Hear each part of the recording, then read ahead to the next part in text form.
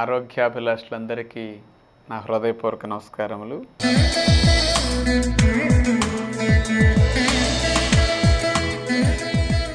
ఈరోజు మనం వేసవిలో నీటి ప్రాముఖ్యత గురించి తెలుసుకోబోతున్నాం. మనము మే నెలలో చూస్తే కొన్ని వందల మంది, ఒక్కొక్కసారి కొన్ని వేల మంది ఆ నెల రోజుల్లో చనిపోతూ ఉంటారు. ముసలివారే అనే కాకుండా వయసులో ఉన్నవారు, పిల్లలు కూడా చనిపోతుంటారు. అంటే గవర్నమెంట్ వారు అలా చనిపోయిన వారికి 1,00,000, 2,00,000 ఇస్తూ ఉంటారు. కానీ ప్రాణం తిరిగి రాదు కదా. అంటే కేవలం నీళ్లు త్రాగటం తెలియక చచ్చిపోవటం.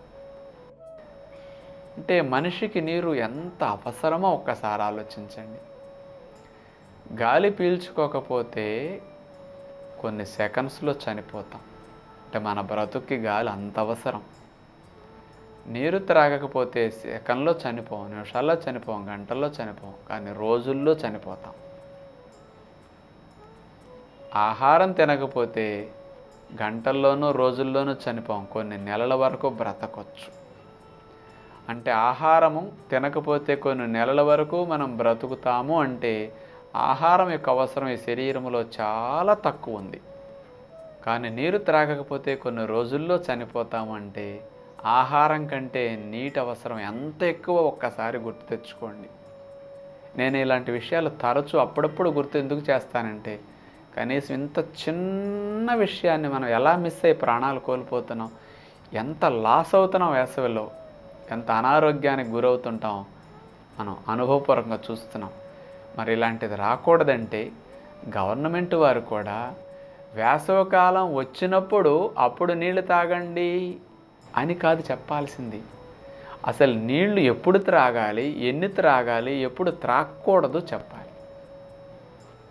నీళ్ళు ఎప్పుడు పడితే అప్పుడు తాగితే, లేకపోతే ఇంపార్టెన్స్ ఇవ్వకుండా తాగితే లాభం జరగదండి. అందుకని ప్రజల్లో అవగాహన కలిగించాలి, సంవత్సరం పొడుగునా కలిగించాలి. ఎందుకంటే మన రాష్ట్రంలో, మన దేశాల్లో సంవత్సరం పొడుగున ఎండలు ఉంటాయి. అందుకని నీళ్లు ముఖ్యంగా వేసవిలో ఇంకా ఎక్కువ అవసరం. మరి అలాంటి నీరు వేసవిలో ఎంత ప్రాముఖ్యత ఇచ్చి త్రాగాలి అంటే, ఆహారానికి మీరు ప్రాముఖ్యత ఇవ్వకండి ఎక్కువ వేసవిలో. అలా అని ఆహారం అక్కర్లేదంటే అవసరం, కానీ ఫస్ట్ ప్రాముఖ్యత ఆహారానికి కాదు మీరు ఇవ్వాల్సింది. వేసవిలో నీటికి, తర్వాతే ఆహారానికి. అందుకని ముందు నీళ్లు త్రాగామా లేదా, నీళ్ళు ఈరోజు లెక్క ప్రకారం వెళ్ళయ్యా లేదా అని అన్ని నీటిని అనుకున్నట్టుగా మీరు త్రాగిన తర్వాత అప్పుడు ఆహారానికి ప్రాముఖ్యత ఇవ్వాలి. కానీ మనం వేసవిలో మాత్రం ఆహారానికి ఎక్కువ ఇస్తుంటాం. ఎందుకంటే కొత్త ఆవకాయల సీజన్. కొంతమంది పెళ్ళిళ్ళు, ఫంక్షన్లు విపరీతంగా ఉంటాయి, వాటికి ఎక్కువ ఇంపార్టెన్స్ ఇచ్చి అక్కడ అన్నీ పెడుతుంటారు, అక్కడ ఎక్కువ అవి తినేస్తూ ఉంటాం. వేసవికాలం సెలవుల వల్ల పిల్లల్ని తీసుకుని కుటుంబ సభ్యులందరూ బంధువుల ఇంటికి వెళ్తారు. ఆ బ్యాచ్ మళ్ళీ మన ఇంటికి రాను, వీళ్ళందరూ కలిసి రకరకాల ఊళ్ళు తిరుగుతూ వెళ్ళాం కదా, వచ్చాం కదా అని రకరకాలుగా కొని విపరీతంగా నూనెను, నేతుల్ని, స్వీట్లు, హాట్లు, దాహాన్ని పుట్టించే విపరీతంగా తినేస్తూ ఉంటారు. అందుకని తినటానికి ఇంత ఇంపార్టెన్స్ ఇస్తారు వేసవిలో, తప్పంటలేదు.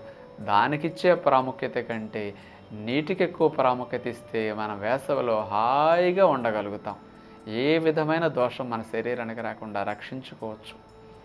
అందుకని వేసవిలో కంపల్సరీగా 4 లీటర్ల నుంచి 6 లీటర్ల నీటి వరకు తగ్గకుండా మనిషి తాగాల్సి ఉంటుంది. అంత నీటికి ప్రాముఖ్యత ఇవ్వాలి.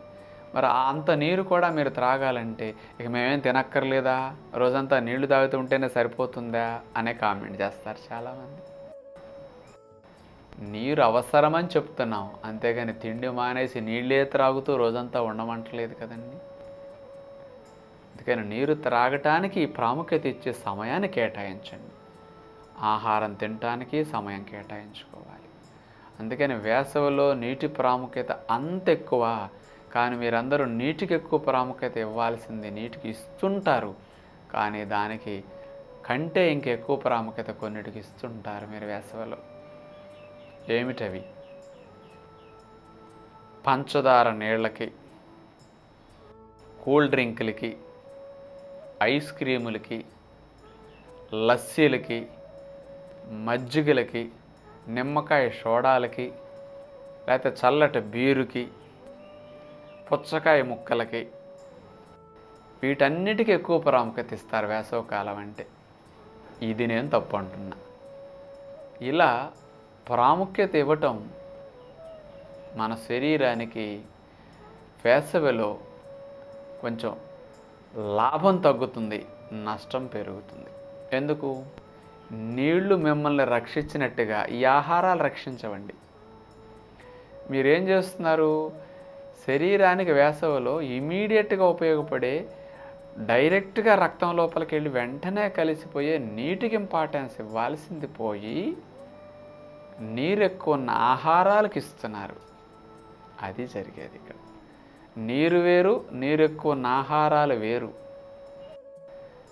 అంటే ఆ ఆహారాలు శరీరం వాడుకోవాలి అంటే ఈ ఆహారాలన్నింటినీ అరిగించాలి. అరిగినప్పుడు ఈ ఆహారంతో పాటు అందులో ఉన్న నీళ్లు వెళతాయి. ఆ ఆహారాలతో పాటు నీటిని దేహం అప్పుడు వాడుకోగలుగుతుంది. కానీ అదే నీరు త్రాగితే నీరు అరగాల్సిన పని లేదు, డైరెక్ట్గా సెకండ్స్లో నిమిషాల్లో బ్లడ్లోకి వెళ్ళిపోతుంది. అంత డైరెక్ట్గా ఉపయోగపడే నీటిని కంటే నీరు ఎక్కువ ఉన్న ఆహారాలకి ప్రాముఖ్యత ఇవ్వటం వేసవిలో మంచిది కాదు. అందుకని ఇంకొక ఇంపార్టెన్స్ ఇవ్వాలి వేసవిలో. మీరు వేసవి కాలంలో మాత్రం అటొచ్చి ఇటొచ్చి ఏదో ఒకటి తినకండి. ఉదయం తింటే మధ్యాహ్నం, మధ్యాహ్నం తింటే సాయంకాలం, అంతే. ఇక నేను ఎప్పుడు చెప్పేది రాత్రి అనేది అసలు వద్దు అంటాను. ఒకవేళ నా మాట వినకుండా రాత్రి కూడా తినేవాళ్ళు ఉంటారనుకుందాం. నైట్ 10ంటికి 11ంటికో 4 సార్లు తింటున్నారు, సరే తినండి. ఈ 4 సార్లే నోరాడించండి తప్ప ఇంకొకసారి దేవుడు ప్రసాదం పెట్టినా నోరాడించొద్దు. ఎందుకు అంటే నీళ్ల కోసం ఖాళీగా ఉంచాలి పొట్టని. ఇప్పుడు మీరు ఉదయం 8ంటికి టిఫిన్ చేశారు, మధ్యాహ్నం 1 గంట వరకు 1:30 వరకు ఏం ఆడించొద్దు నోరు. 1 గంటకు తిన్నారు, ఈవినింగ్ 6కి స్నాక్స్ దాకా నోరు ఆడించొద్దు. మళ్ళీ ఎవరు స్నేహితులు ఫ్రెండ్స్ బతిమాలిన ఇంత కూడా నోట్లో మొక్క పెట్టకండి. ఆ మొక్క తీసుకోండి, పదార్థం ప్రసాదం తీసుకోండి, అట్టి పెట్టుకోండి. 2ంటికో 6ంటికో లేదా నైట్ తినేటప్పుడే దాన్ని తినండి తప్ప మధ్యలో ఆడించొద్దు. ఎందుకు అంటారా? మీరు మధ్యలో అట్లా తీసుకున్నారనుకోండి ఆహారం, అలా తీసుకున్నప్పుడు మీ ఆహారం అరిగించే పనిలో మీ పొట్ట బిజీ అయిపోతుంది. మీరు నీళ్ళు ఎప్పుడు తాగుతారు? ఇక 4 సార్లు ఆహారం తింటున్నారు, 4 సార్లు అరిగించాలంటే 4 గంటలు పడుతుంది ఒకసారి తిన్నది అరగాలంటే. మరి పొట్టల ఆహారం అరిగి కిందకి వెళ్ళాలంటే 2 గంటలు పడుతుంది. అందుకని ఈ 2 గంటలు పొట్టలు అరిగిన తర్వాత ఆహారం కిందకి వెళ్ళిపోయి ఖాళీ అయిన తర్వాత మీరు నీళ్లు తాగొచ్చు. అందుకని ఒకసారి తింటే మరోసారి తినటానికి మధ్య 4 గంటల వ్యవధి ఉన్నప్పుడు ఈ 4 గంటల్లో 2 గంటల వ్యవధి పొట్టలు అరగటానికి, మిగతా 2 గంటల ప్రేగుళ్ళు అరగటానికి.